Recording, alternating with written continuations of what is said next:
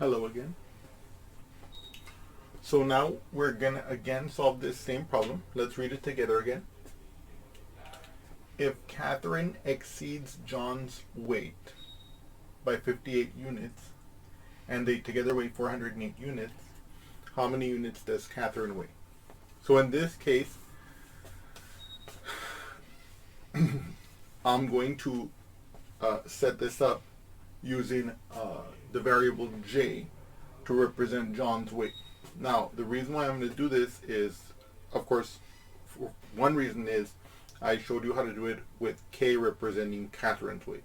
So I want to use John's weight as a different variable to show you that you could solve it using a different variable. Sometimes students will ask me, David, you used, for example, in this case, k to represent Catherine's weight. Is that the only way you could have done it?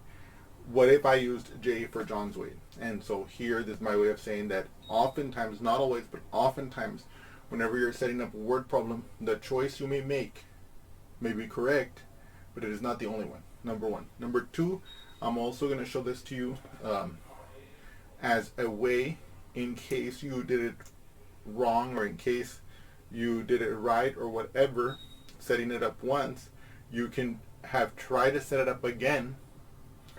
And so this is going to be my worked example for that end so that you can see how it would have been done the other way. And so you can compare it against your work, which I hope you've done. And if you haven't done it yet, I ask you to do it. Give yourself the opportunity to try it. And then after that, watch my example. Okay. In any case, let's begin then. So here, we're going to let J be John's weight. Okay. And by the way, I want you guys to pay attention to how I always clearly label exactly what my variable is going to represent. This is one of the most important habits that I want you guys to get into for so many reasons, okay? But just bear with me for right now. J is John's weight. Catherine exceeds John's weight by 58 units. Catherine exceeds is bigger than John's weight by 58 units, right? So what I would do here is that J plus 58, this must be Catherine's weight, okay?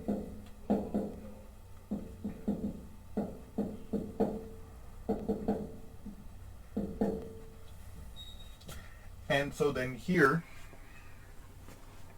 we don't know what John weighs, we don't know what Catherine weighs, but in spite of that fact, we have come up with two expressions that faithfully reflect the conditions of the problem. Now, we're going to use these expressions to come up with an equation to figure out, in this case, first John's weight and then Catherine's weight, which is what the problem is asking for. So they tell us that they together weigh 408 units. And as I mentioned before, that means that we're going to have to add them up, right? So in this case, I'm going to have John's weight plus Catherine's weight must equal 408, okay?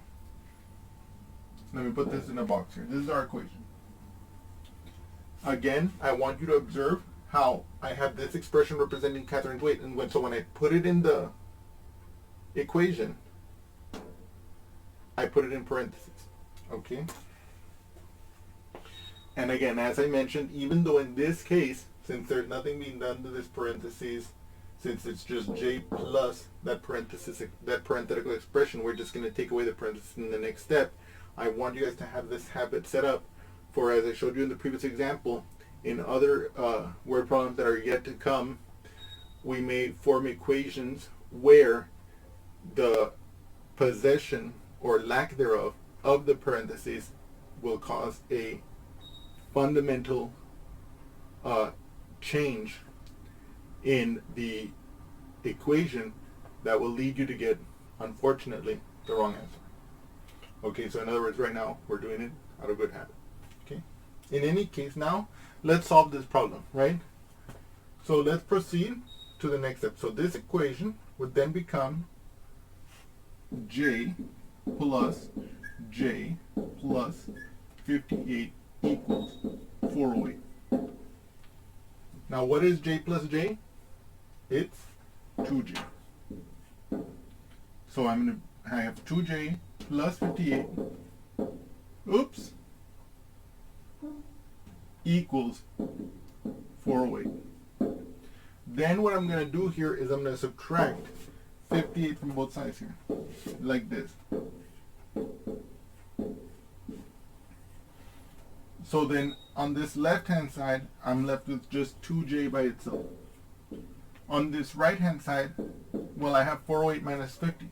So I'm going to do 8 minus 8, that's 0. 0 minus 5, that's 1 million, right? Just kidding. So we can't do that, right? We cannot do 0 minus 5 because 5 is too big. So what we're going to do is we're going to borrow. This 4 is going to become a 3, and this 0 is going to be a 10. 10 minus 5, we can do that. 10 minus 5 is 5. And then we bring down our 3, right? So now we have 2j is equal to 350. So now again, if I have a number next to a letter that represents a variable, right? Whenever I have a number next to a letter in algebra, we interpret that as meaning multiplication. What's the opposite of multiplication? Division. In this case, we want to get the j by itself, so we're going to divide both sides here by 2, and so we're going to get the following expression. So I'm going to divide the left by 2, and I'm going to divide the right by 2. Remember, as far as the arithmetic operations are concerned, you know, adding, subtracting, multiplying, and division, whatever we do to one side, we do to the other. In this case, we divide the left by 2, so we divide the right by 2. So if I have, so I will have j on the left, and on the right, I will have 350 divided by 2. And then we're going to solve that by performing the long division. We're going to ask how many times 2 goes into 350. I ask you to, if you want to, you can pause the video and try it, okay? But let me make a brief remark here, right? Here I had 2j equals 350, and then I divided by both sides by 2. Now let's imagine for a moment that you have a scale, okay? You have a scale, you're making bread, just like me, right? And you have like the old-timey scales like this, just like I do. My scale is made out of gold so that I don't have any damaging consequences to the food I'm making, you know. And so let's imagine that on this left-hand side, I have two identical weights, and they're holding up a beautiful, carefully fermented ball of dough, right? So if I then remove one of these equal weights, right? So now this one's gone, right? Let's say I put it on the bench over here. Then I have to take away kind of half of this dough, right? So that the scale will remain in balance, right? And what we can see here is that if we imagine that these two weights weighed j amount, then these two pieces together weighed 350, and so now this single j will represent the 350 divided by 2. You see that? Isn't that cool? So that's the idea here, right? If we're looking at the two balance, and we have on one balance scale we have two equal weights, thinking about the j here, two weights that measure j, and if we have the ball of dough on the right hand side that represents the 350, we take away one of the weights. In other words, we divide the left hand side by 2, and what has to happen for the balance to stay equal? We have to divide the dough in 2 and take away that piece of the dough, okay? Okay, in any case, so now we can actually perform this long division, okay? So I don't want you to lose sight of that balance scale analogy for these equations here, okay? It helps like to have some intuitive floor on which to stand. So now, how many times does 2 go into 3? 2, 4, too many, right? 2 times 1 is 2, 2 times 2 is 4, 2 times 2 is already too big. So it goes in ones. 1 times 2 is 2. 3 minus 2 is 1. Then we bring down our 5 here like this. we ask ourselves, how many times does 2 go into 15? 2, 4, 6, 8, 10, 12, 14. 7 times, right? 7 times 7 times 2 is 14. We subtract 5 minus 4 is 1. 1 minus 1 is 0. We could put the 0 there, but we're going to choose not to, so that it doesn't clutter our presentation. And then we bring down this 0 here like this. 2 goes into 10. 5 times 2 is 10. We can see here 0 minus 0 is 0. 1 minus 1 is 0. And there's nothing left to drop. There's nothing left to drop. That means that the division is over. So this is exactly 175. Okay? Okay? So now, what do we know? We know John weighs 175. Okay?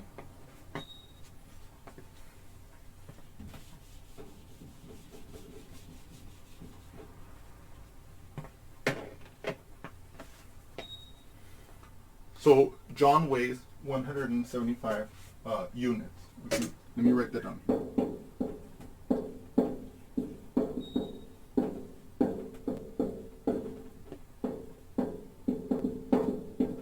They tell us that whatever John weighs plus 58 is Catherine's weight.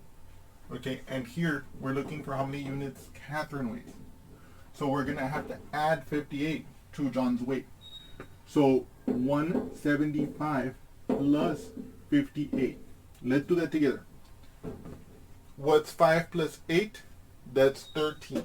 So I bring down my 3 and I carry my 1. 1 plus 7 is 8. 8 plus 5, that's 13 again. I bring down my 3, carry my 1. 1 plus 1, that's 2. What is this? That's how much Katherine weighs. And so we can again write that Katherine weighs 233 units. So Katherine weighs 233 units. Now some of you may have thought, okay, David, I believe you and all. That's great, okay? That's great and all. But how do we know that this is the right answer? How do we know that Katherine actually weighs 233 and that John weighs 175? What if you made a mistake somewhere, right? We can check this by double checking the other condition of the problem. We already know that 233 and 175 satisfy the fact that John's weight, if it be 175, is 58 less than Katherine's weight, or to say it differently, that Katherine's weight, 233, is 58 greater than 175. But what we haven't checked is whether together 233 and 175 add up to for a weight, which is the second criteria they give us in this word problem. So right now, if we want to be super meticulous, if we want to be super careful, if we want to make sure, absolutely certain that we didn't get this problem wrong, and of course in real life, we always have to double check. In real life, double checking sometimes pays off, okay? Because when you avoid a mistake and that mistake has some real life consequences attached, you can avoid some terrible results. Anyway, so now having said that, how are we going to test it? We're going to add Katherine's weight, 233, Katherine's alleged weight, 233 units, with John's alleged weight, 175 units, and we're going to see if they in fact give us 408 units.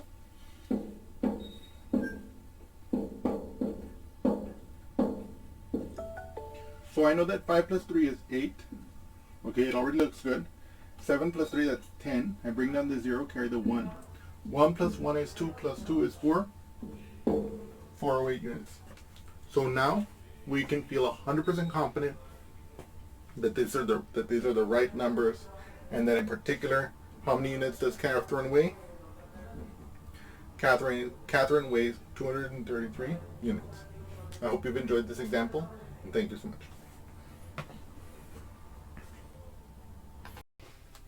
You're still there? You're watching this video? Well, I hope you enjoyed it. In any case, if you did enjoy it, well, I encourage you to like it.